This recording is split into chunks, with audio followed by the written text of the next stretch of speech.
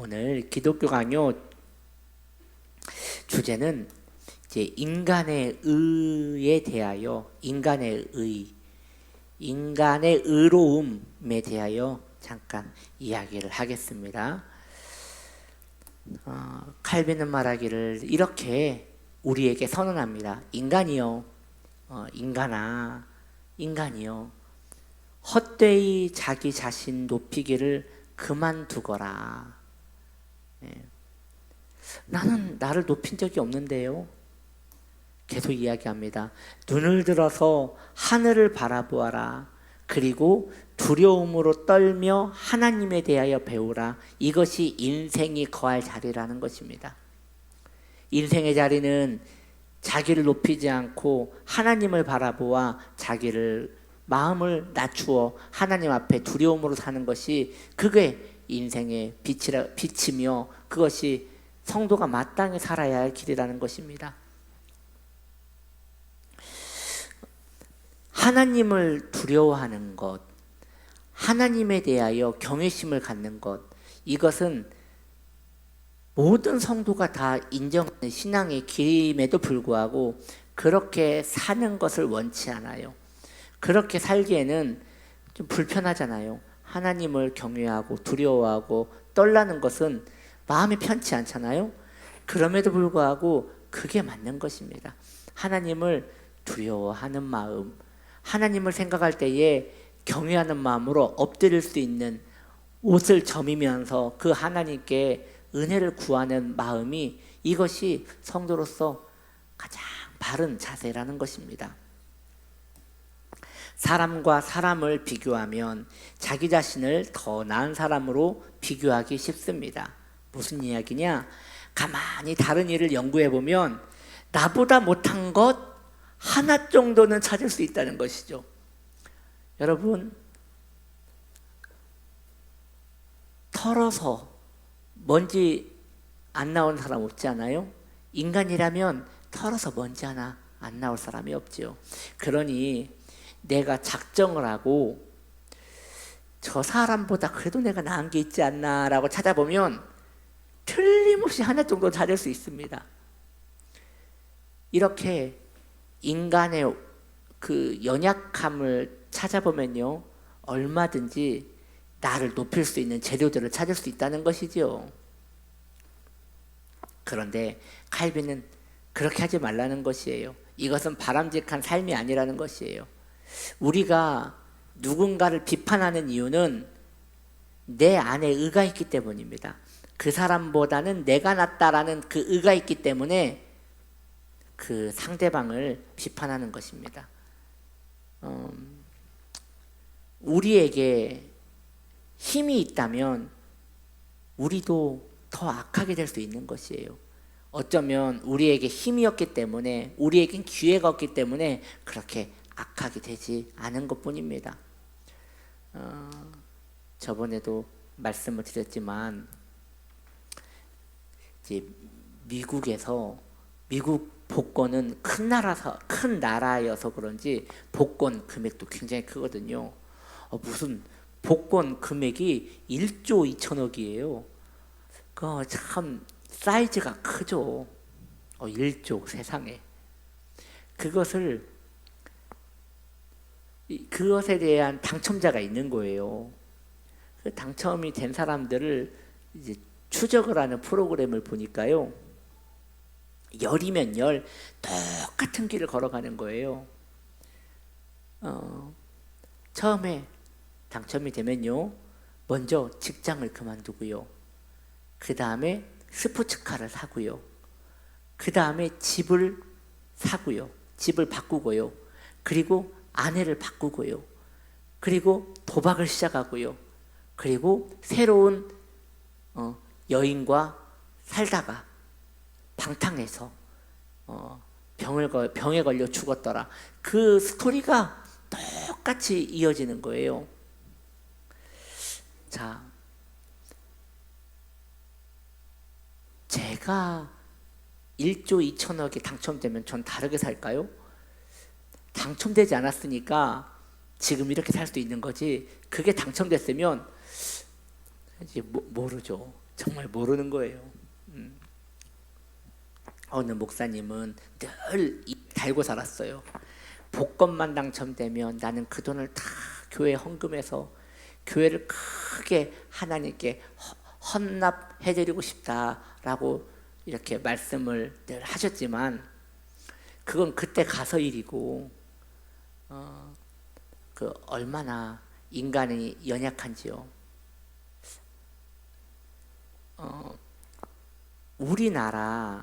우리나라에 굉장히 큰 금액이 당첨되신 분이 있었거든요. 근데 그분이 경찰이었어요.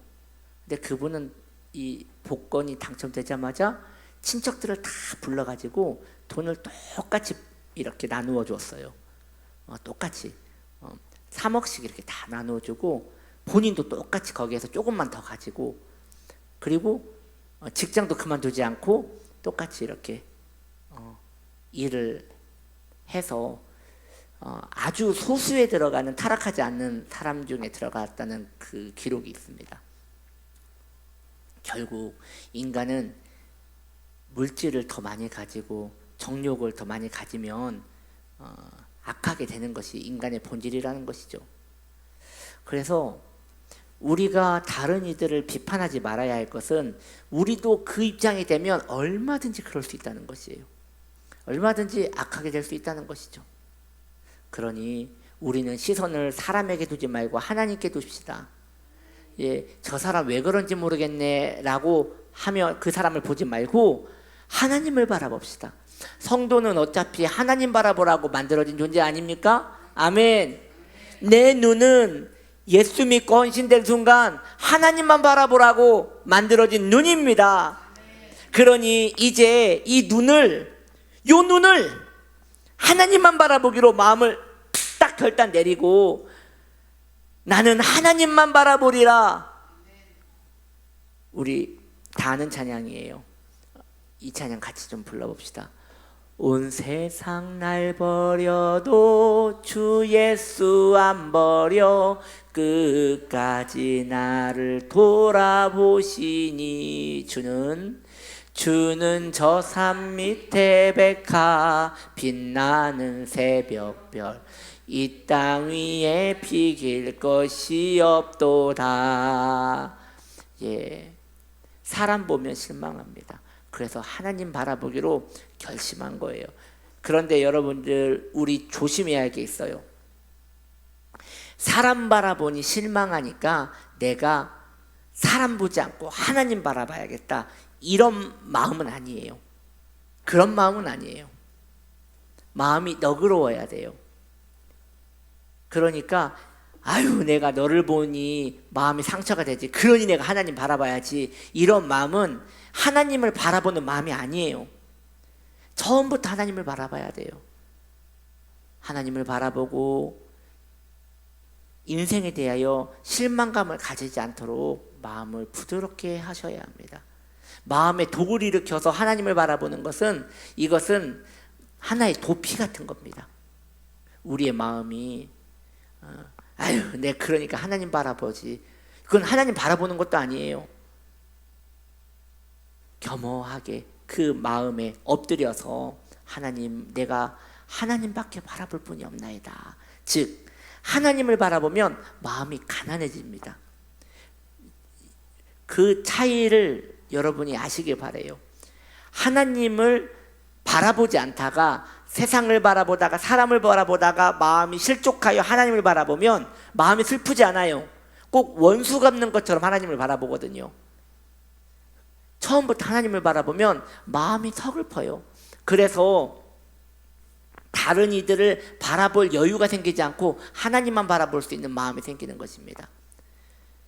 그래서 하나님을 섬기는 자들은, 하나님을 만난 자들은 두 가지 특징이 나타나는데, 하나는 방금 말씀드린 마음의 서글픔이에요. 어떻게 나 같은 자를 하나님이 만나주셨는고, 너무 은혜롭다, 감사하다. 또 하나는요, 마음에 가득해지는 자족감이에요. 하나님을 만났으니 나는 부족함이 없으리로다 라고 하면서 마음에 가득함을 채우는 것이죠. 그래서 한쪽으로는 마음이 서글픈데 한쪽으로는 마음이 든든한 것이에요. 우리가 비교의식을 가지는 것. 저 사람은 이렇게 잘 사는데 왜 난 이렇게 못 사나? 저 사람은 저렇게 행복한데 왜 나는 불행한가? 이것은요, 정신병의 일종입니다. 하나님으로 채워지지 않는 인간의 궁금함에서 나오는 아주 불편한 질병입니다. 그런데 반대로 내가 저 사람보다 낫지, 아유 내가 그래도 잘 살았지, 이러면서 자신 안에 자부심을 막 느끼는 것, 이것도 신앙적으로 병입니다. 건강한 마음은 사람이 어떻게 되든지 말든지, 내 환경이 어떻게 되든지 말든지, 가난하든 부하든 상관없이 내 안에 채워지는 그 만족이 하나님밖에 없습니다라고 말한다면 이건 신앙적으로 건강한 거예요. 그래서 우리 마음에 때로 종종 자주 마음에 불안이 느껴지고 이렇게 소외감이 느껴지고 답답함이 느껴질 때, 여러분 우리 마음에 이런 것이 느껴질 때 시험의 때입니다. 그때 여러분의 신앙을 점검하십시오. 하나님 어디 계시는가? 하나님으로 나는 지금 흔들리지 않는가? 라고 고백해야 한다는 것이죠. 요즘 제가 이제 다시 읽고 있는 책이 마틴 로이드 존스 목사님의 그 영적 침체라는 책을 지금 다시 읽기 시작했어요. 거기에서 그 목사님은 이렇게 말씀하세요. 자신의 영혼에 대하여 꾸짖을 수 있는 자가 건강한 자라는 거예요. 그래서 시편 41편에 말씀하시는 것처럼 내 영혼아 어찌하여 네가 불안해하는고 라고 하면서 혼내야 한다는 것이죠. 환경을 바라보지 못하도록, 사람을 바라보지 못하도록 그런 마음이 들 때마다 내 영혼아 어찌하여 네가 낙심하며 어찌하여 하나님을 바라보지 못하는고, 하나님을 바라볼지어다 라고 하면서 자신의 영혼을 추궁하며 밀어붙일 수 있는 마음이 있어야 한다는 것입니다. 우리는 그런 시간을 가져야 돼요. 하나님을 바라보지 못하는 이유가 그런 거기 때문에, 환경이 더 커 보이기 때문에 그러는 거거든요. 환경이 더 크게 느껴질 때마다 여러분 어떻게 해야 돼요? 내 영혼아, 내 영혼아, 정신 바짝 나게, 내가 어찌하여 사람을 바라보는 거 그러니 넘어지지, 환경을 바라보는 거 그러니까 넘어지지, 너는 오로리 너의 하나님만 바라볼지어다 라고 해도 금세 또 세상을 바라보면 다시 잡아다가 내 영혼아, 여러분 다른 사람은 혼내지 마세요. 나만 혼내면 돼요. 나는 학대하고 괴롭히고 두들겨 패도 괜찮아요. 나는 내가 하는 거니까. 내 영혼을 혼내고 권면하고 이렇게 세우는 것은 자주 할수록 좋은 겁니다. 왜냐하면 성찰이 되기 때문입니다. 다른 이에 대하여 비판하는 눈에서 자신을 비판하는 눈으로 바꾸시기를 바랍니다.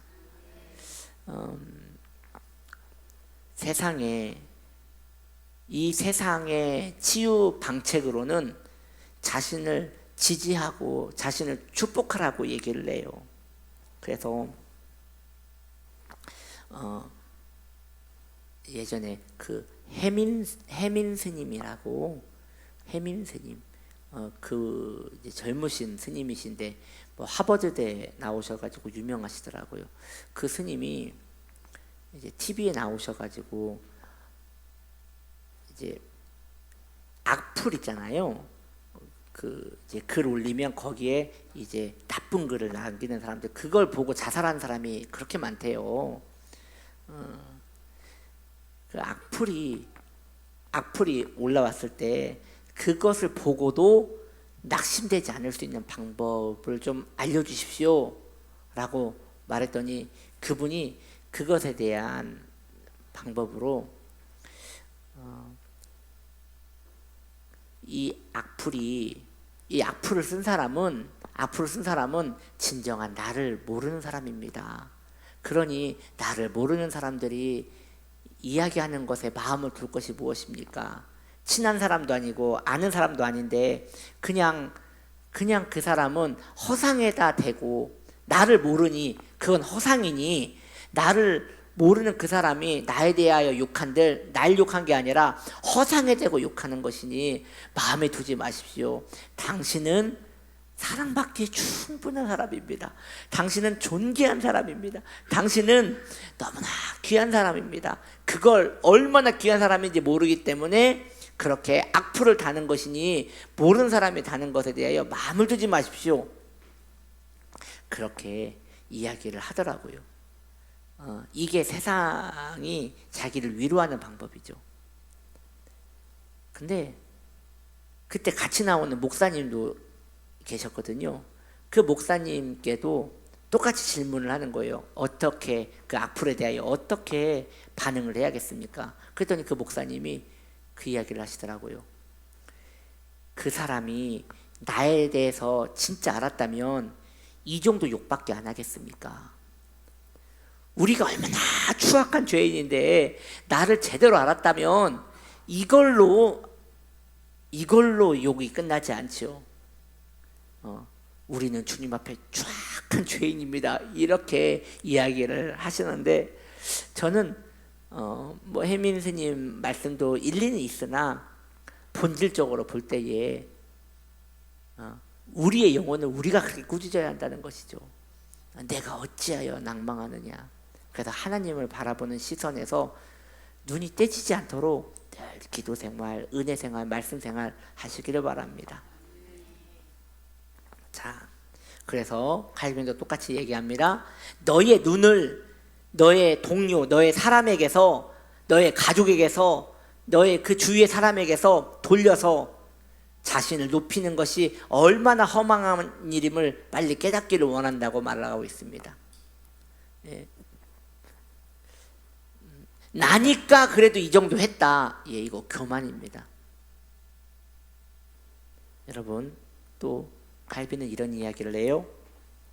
어떠한 물체를 자세히 살펴보면 그 물체의 좋고 나쁨을 헤아릴 수 있을 것입니다. 그래서 좋은 세공업자들은 이런 돋보기를 쓰고 이제 금이나 보석을 자세히 바라보죠. 육안으로 보는 것보다 더 자세히 보려고 이렇게 눈에 돋보기를 쓰고 자세히 살펴보지 않습니까? 거기에 흠이 있는지 정교한지 알기 위하여 정교하게 보지요. 모든 사물은 정교하게 보면 흠을 찾을 수밖에 없는 것이에요. 그런데 반대로 태양을 자세히 본다고 생각해 보십시오. 눈이 멀어버릴 것입니다. 태양을 가까이 살피면 그 빛의 시력은 잃어버리게 되는 것이죠. 우리가 이 세상의 사물, 세상의 인간 관계를 자세히 볼 시간에 하나님을 바라보면 우리의 눈은 멀어버릴 것입니다. 하나님을 바라보십시오. 하나님을. 허망한 자신감에 속아 넘어가서 그렇게 무너지지 말고 하나님 앞에 자신을 세워 늘 자신을 살펴보시기를 바랍니다. 인간의 결국은 하나님 앞에 심판을 받는 것 아닙니까? 사람 앞에서 자신을 평가함이 얼마나 헛된 일인 것입니까? 그래야 누가복음 16장 15절은 이렇게 말합니다. 너희는 사람 앞에서 스스로 옳다 하는 자들이나, 바리새인들에게 말씀하시는 거거든요. 너희 마음을 하나님께서 아시나니 사람 중에 높임을 받는 그것은 하나님 앞에 미움을 받는 것이니라. 누구나 인정 욕구가 있거든요. 그런데 그 인정 욕구가 하나님과 멀어지게 만드는 비결입니다. 사람에게 인정을 받는 것은 뭐라고요? 예, 이게 성경에 지금 나오는 이야기잖아요. 사람에게 인정받는 것은 하나님께 미움을 받는 길입니다. 또 그랬더니 다행이다. 나는 사람한테 인정을 못 받으니 하나님이 인정하시겠구나. 또 그건 아니에요. 여기서 말하고자 하는 그 진실한 말은 이런 거죠. 사람에게 인정을 받는 것에 너무나 가치를 두는 것, 그것은 하나님께 인정을 받지 못한다는 것입니다. 그래서 젊은이들이 자주 쓰는 말 중에 관종이라는 말이 있어요. 관종. 그게 뭐냐면, 관종이라는 말이 관심종자의 줄임말이거든요. 막 사람들에게 막 이렇게 관심을 받고 싶은 거예요. 인정받고 싶은 거예요. 그래서 연예인들은 다 이 관종 기질이 있다고 해요. 성도들은 하나님의 관심만 구해야 할 것입니다. 그게 되기 위해서 마음이 얼마나 가난해져야 한다는 것이죠. 여러분, 때로 원통할 때 있어요. 이해는 되는데, 원통할 때 있는데 이해는 되는데, 그게 원통함을 느낀다는 것 자체가, 억울함을 느낀다는 것 자체가 내 안에 깊은 곳을 살펴보면 인정받고자 하는 욕구가 있기 때문에 그런 것이에요.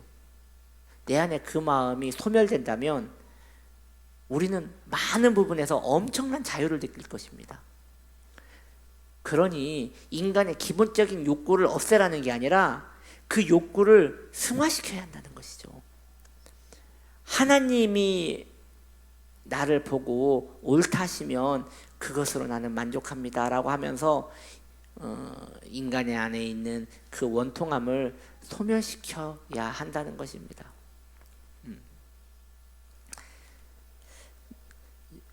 쉽진 않지만 여러분, 이 말 해놓고 또 저는 후회를 할 거예요. 좀 지면서 살아도 되지 않아요? 좀 손해보고 살아도 되지 않아요? 좀 억울해도 되지 않아요? 받은 사랑이 많죠? 받은 사랑이 많다고 하면 뭔가 손해를 볼 것 같은가요? 예수님이 나 위하여 죽으셨다는 게 그게 실상으로 와 닿는다면 그렇게 손해보는 장사는 아니라는 거예요, 인생이. 그러니까 우리가 받은 것은 금괴를 받았고 우리가 손해보는 것은 푼돈에 불과하다는 것이죠. 이런 말 있잖아요. 광에서 인신 난다고. 광에 뭐가 가득하면 그냥 퍼주는 거, 이것은 그렇게 큰 문제가 안 된다는 것이죠. 가볍다는 것이죠. 반대로 광에 텅텅 비었어요. 그러면 거기에서 뭔가를 하나 꺼내줄 때도 달달달달달 떨리면서 큰 인심이나 쓰는 것 마냥 그 광에서 뭘 꺼내줄 거란 말이죠. 광에 금은보화가 가득하면 거기에서 쌀 한 자루 주는 거, 그거 일도 아닐 거예요. 그런데 광에 쥐만 뛰어다니면, 먹을 게 하나도 없고 쥐만 뛰어다니면 거기에서 감 하나만 꺼내서 갖다 줘도 손이 달달달달 떨릴 거라고요.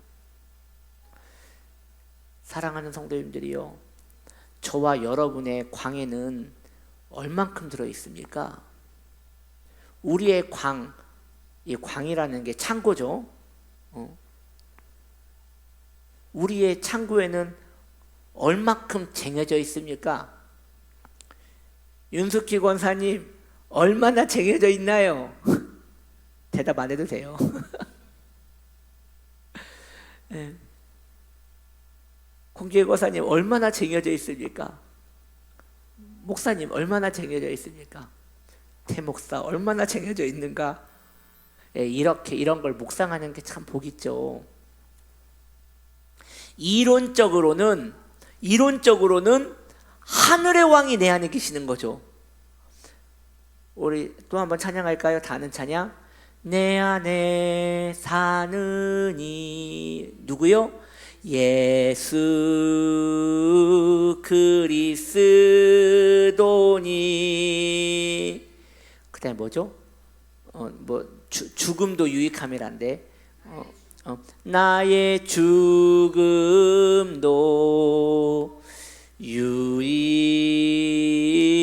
유익함이라. 이 찬양이 말하는 게 그거잖아요. 내 안에 하늘의 왕께서 계시는 거예요. 너무 부유한 거예요. 그러니 죽음도 푼돈에 불과하다는 것이죠. 너무 큰 걸 가졌기 때문에, 뭐 죽는 거, 영원한 생명을 가졌기 때문에 이 육체의 죽음, 이것은 그냥 줘도 될 정도로 너무나 하찮은 것이라는 거죠. 생명이 하찮다는 게 아니라, 내 생명이 하찮다는 게 아니라, 내 생명이 하찮은 게 아니라 내가 가지고 있는 예수가 너무 크기에 상대적으로 내 생명이, 내 자존심이 너무나 하찮다는 것이죠. 이제 여기서 이제 우리 이야기를 해야 하는 것이에요. 나는 예수를 가진 건 맞나? 예수를 가졌는가? 예수를 가졌다면 좀 그 손해봐도 괜찮은 건데, 푼돈에 불과한 건데, 그런데 이렇게 달달달달달달 떨리는 거 보면 못 가졌는가? 안 가졌는가? 안 가졌는가? 아니면 있는지를 모르는가? 그렇게 생각을 해보는 것이죠. 여러분, 안 가졌을까요? 있는지를 모르는 걸까요? 있는지를 몰랐다고 하면 20, 30년간 신앙생활은 뭐였을까요? 라고 생각하게 되는 것이죠. 예, 이러한 고민들이 우리의 신앙을 좀 본질로 이끌어가는 좋은 고민이 되는 것입니다. 그렇지 않아요? 이 마음이 창고라면 좀 주면 어떠나라는 생각이 있는 것이죠. 이영훈 목사님이 자주 간증하는 내용이 있어요. 이영훈 목사님이 소시적에 거기를 많이 가셨대요. 태백산을 많이 가셨대요. 태백산에 예수원 있잖아요. 거기를 대천덕 신부님 거기를 종종 가셨대요. 하루는 이제 그 대천덕 신부님이 그 아주 어려운 시절에 구제품을 미국에서 많이 받으셔가지고 창고에 저장을 하셨나 봐요.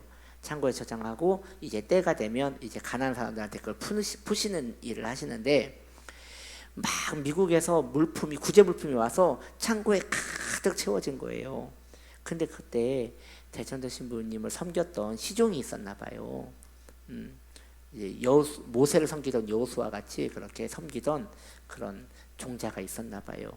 그분이 실수로 거기에 불을 댕겨가지고 그 창고를 막 가득 채운 그 창고를 싹 태워버렸대요.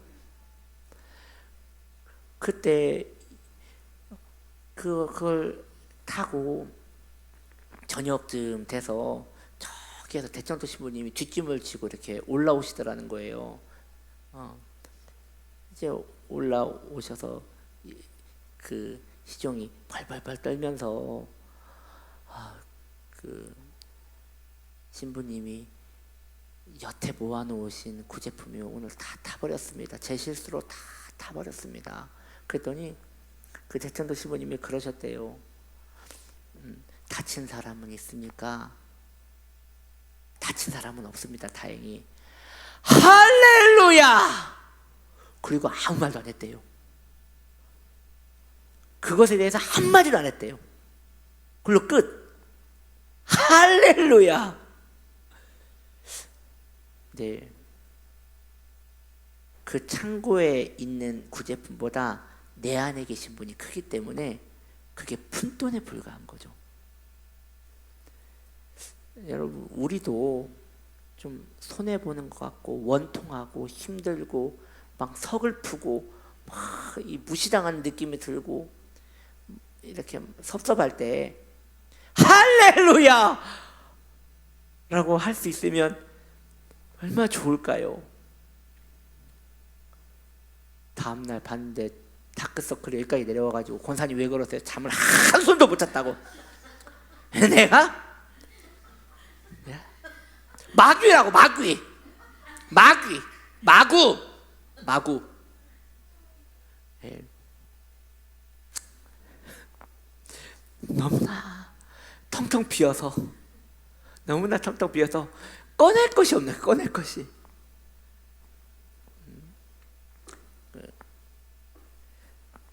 우리 안에 예수 그리스도가 계시기를 소망합시다. 정말 우리 안에 예수님 계시죠.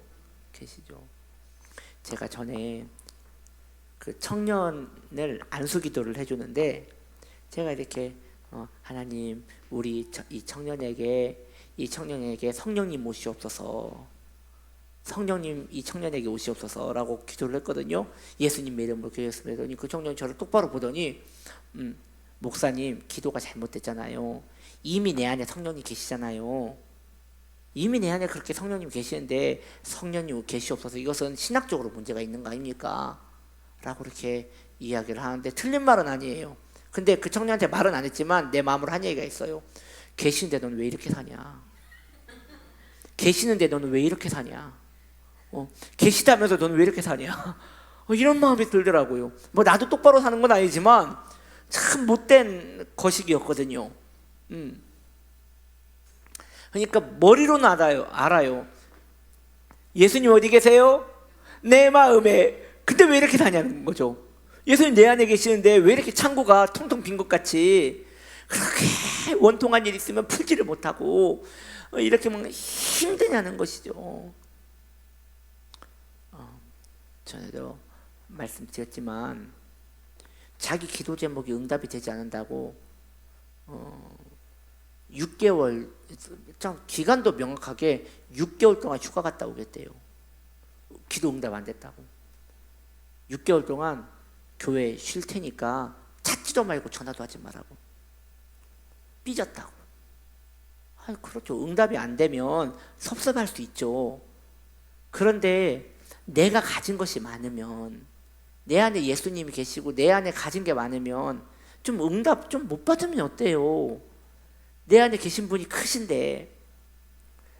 그 반대로 응답 안 됐다고 막 섭섭하면 내 안에 계신 분이 섭섭하지 않겠어요? 너는 온통 마음이 그거에만 있구나 하면서 섭섭하지 않겠냐고요. 맨날 말로는 보배 대신 예수님이라고 하는데 돈만 원만 없어져도 이렇게 마음이 섭섭하면 우리의 마음이 얼마나 가난하냐는 것이죠. 시편 143편 2절은 이렇게 말합니다. 주의 종에게 심판을 행하지 마소서. 주의 눈앞에는 의로운 인생이 하나도 없나이다. 내 안에 하나님이 없는 인생은 의로운 인생이 될 수 없습니다. 왜냐하면 세상 다른 것을 보기 때문입니다. 하나님의 눈앞에서 누구도 의로운 자가 될 수 없습니다. 오직 겸손만이 긍휼을 얻을 길인 것입니다. 아멘. 그래서 욥은 이렇게 말합니다. 인생이 어찌 하나님 앞에서 의로울 수 있을까? 사람이 하나님께 변론하기를 좋아할지라도 천마디에 한마디도 대답하지 못하리라. 하나님 앞에서는 어떤 수다쟁이도 침묵하게 될 것입니다. 그 앞에 모두 드러날 것이니 하나님 앞에서 다 침묵하게 될 것입니다. 그러니 우리 안에 억울함이 있다 하더라도 그거 하나님 앞에서 한마디도 못할 거예요. 그러니 어차피 한마디도 못할 거 억울함도 가지지 말라는 것이죠. 억울한 일이 없었다는 게 아니라 내 안에 계신 분이 크시니, 내가 부유하니. 하나님의 의로움의 본질은 절대 사람이 채울 수 없습니다. 하나님 앞에서 깨끗한 자가 없기 때문입니다. 여기서 깨끗한 자가 없다는 것은 의롭지 않으니 계속 반복해서 말씀드리는데 너무 억울해하지 말라는 거죠. 그러니까 억울하다는 것은 깨끗하기 때문에 억울한 거거든요. 근데 깨끗한 자가 없잖아요. 그러니 굳이 그렇게 억울할 필요도 없다는 것이죠. 고린도전서 4장 4절은 이렇게 말합니다. 그 바울이 자신의 고백을 하는 거거든요. 내가 자책할 아무것도 깨닫지 못하나 예, 이런 말을 할 사람은 정말 인간 중에는 바울밖에 없는 것 같아요. 내가 자책할 아무것도 깨닫지 못하나 이로 말미암아 의롭다함을 얻지 못하노라. 무슨 말이냐? 바울은 율법에 있어서 흠을 하나도 남기지 않은 사람이에요. 즉 죄를 본인이 기억한 바 죄를 한 번도 지은 적이 없대요. 누가 감히 그런 얘기를 하겠습니까? 누가? 물론 그 전에 청년 한 명한테 너 죄가 있잖아. 저 죄 없어요. 이 말 하는 것도 죄야. 저 죄 없어요. 이렇게 이야기를 하길래 제가 더 이상 할 말이 없었어요. 근데 바울은 아니에요. 정말 죄가 없는 거예요. 자기를 살펴볼 때 철저하게 바울이 성경을 달달달 외운 사람이잖아요. 성경을 비추어 볼 때 자기 안에 죄가 없는 것이에요. 그러나 하나님의 빛 앞에 자기를 세워놓으니 죄밖에 없는 것이에요. 이게 바울의 고백일진데, 하나님 의로움 앞에 자신을 세우고 겸손하게 자신을 낮추는 것만이 신앙의 기본인 것입니다. 할렐루야. 그래서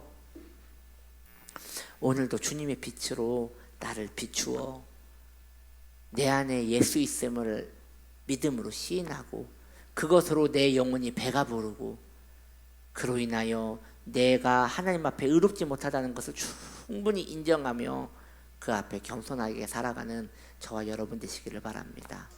아멘.